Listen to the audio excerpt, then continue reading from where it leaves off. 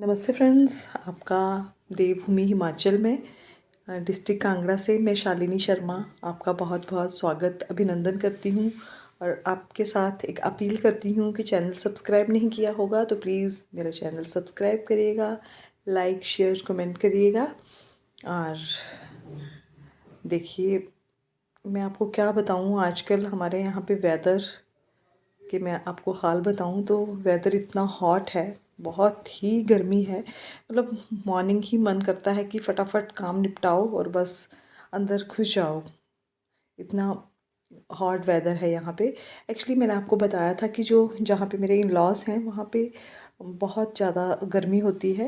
Actually ये बिल्कुल पंजाब से लगता हुआ एरिया है और जो मेरी मम्मी का घर है जहाँ पे वो थोड़ा सा क्लाइमेट जो है बहुत अच्छा वाला क्लाइमेट वहाँ पे होता है और यहाँ पे थोड़ा क्लाइमेट जो है वो फ़र्क है क्लाइमेट का। हमें 2 दिन छुट्टी थी, सैटरडे संडे, और बस मुझे ये होता था कि फटाफट से काम किया और बस अंदर घुस गए।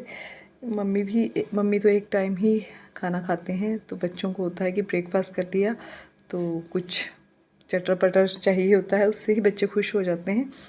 तो बस वही था कि साहब घर पे नहीं थे, वो गए थे चंबा घूमने। तो बस हम तीन मैं बच्चे और मम्मी थे, हम 4 लोग थे घर पे। तो बस फिर ये था कि अपना जो भी ब्रेकफास्ट वगैरह किया और मम्मी 10:30-11 बजे के करीब जो है खाना खाते हैं। उसके बाद मम्मी थोड़ा बहुत हल्का फुल्का चाय के साथ कुछ ले लेते हैं। तो लंच फिर हम स्किप ही कर रहे थे, बच्चे चटर पटर उनको मिल जाए तो वो खुश हो जाते हैं। तो फिर सैटरडे वाले दिन बच्चों के फ्रेंड्स आ गए थे और मृगंक के मतलब जो मेरा बेटा है, और मैंने देखिए क्लारा डाला हुआ था, मशीन रखी थी, मतलब अंदर बैठे हुए थे हम लोग और बच्चों ने इतना मज़ा लगाया ना कि रौनक ही लग गई पूरा दिन।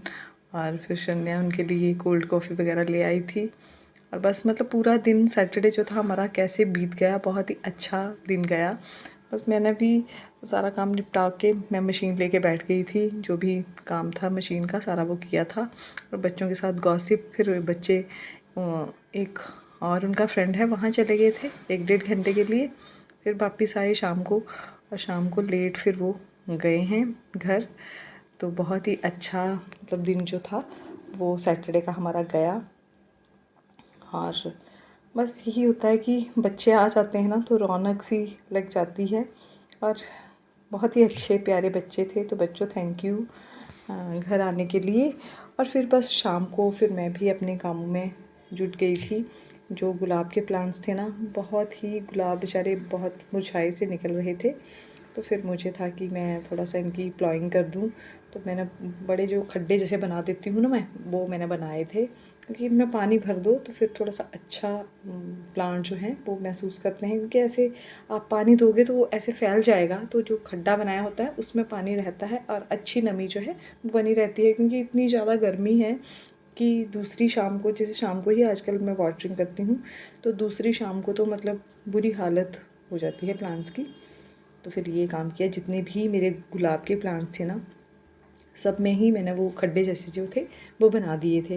तो आप भी ऐसे ही करिए, क्योंकि इतनी ज़्यादा गर्मी है यहाँ पे, अच्छा वेदर है वहाँ पे, तो मतलब वहाँ पे भी आप ये चीज़ करेंगे ना इन दिनों तो बहुत ही अच्छे आपके प्लांट जो हैं गुलाब के सर्वाइव करेंगे। और बहुत मैंने देखा है, क्योंकि मैं हर बारी करती हूँ, तो बहुत अच्छे जैसे प्लांट जो हैं आपके हेल्दी और अच्छी फ्लावरिंग जो है वो आनी शुरू हो जाती है। ये है कि फूल तो बेचारे मुरझा ही जाते हैं। तो इस तरह से मैंने ये प्लाइंग की थी। और देखिए मतलब ये था गर्मियों के दिनों में भी, जून महीना है फिर भी फ्लावरिंग जो है वो मेरे गार्डन में अभी तक बरकरार है, चली हुई है। पर्सलेन 9 o'clock अब खिलने जो हैं स्टार्ट हुए हैं। जुलाई में तो एकदम से ये भर जाएंगे और मधुमालती इसकी खुशबू तो पूरे गार्डन में ही फैल जाती है। तो अभी भी अच्छी खासी फ्लावरिंग जो है मेरे प्लांट्स में चली हुई है इतनी गर्मी के बावजूद भी। आज ये था मॉर्निंग का नज़ारा संडे को। तो ये कम से कम टाइम होगा 5:30 का, और देखिए मतलब इस टाइम ही ऐसे लग रहा है कि जैसे 7-8 बज गए हों। तो मेरे जितने भी इंडोर प्लांट्स थे ना मैंने शाम को ही बाहर रख दिए थे क्योंकि टाइम टू टाइम इनको बाहर निकालना बहुत ही ज़्यादा ज़रूरी हो जाता है। तो सारे इंडोर प्लांट मैंने सैटरडे नाइट ही बाहर रख दिए थे और इनकी भी अच्छे से वाटरिंग कर दी थी मैंने सैटरडे को ही। तो ये भी फिर अंदर आएंगे। इनकी जगह मैंने और प्लांट्स जो थे वो रखे थे अंदर इस बारी। और फिर जो था झाड़ू पोछा करने के बाद मैंने सोचा कि क्यों ना स्किन केयर की जाए। तो फिर मैंने थोड़ा सा वो स्किन केयर के लिए कुछ बनाया था। और ये देखिए, ये हमारा होता है लुंगड़ू, और हम लुंगड़ू बोलते हैं ये मंडी वाले रीजन में, हम इसको बोलते हैं कांगड़ा वाली साइड कसरोड़। तो इसका अचार मैंने आज सोचा था कि बनाऊंगी। हमारे डॉक्टर शिवानी हैं, तो वो मेरे लिए ये लाए थे कसरोड़। तो ये फिर मैंने बनाना था, तो ब्रेकफास्ट का काम था। बच्चे अभी तक सोए हुए थे, तो फिर क्या करना होता है। फिर मैंने नहा धो के अपना पूजा पाठ करके मैं किचन में आ गई थी। और दाल बची हुई थी ना, तो उसका मैंने ये आटा लगा लिया था। मुझे बच्चे बोलते हैं कि मम्मा कुछ भी वेस्ट नहीं होने देते हैं, तो वो फिर मैंने आटा लगा लिया था। बिना पानी के आटा मैंने लगाया था, मतलब दाल जो बची थी उससे ही। तो फिर ये जो लुंगड़ू होता है ना, कसरोड़ जिसको बोलते हैं, इस तरह के स्टेम होते हैं इसके।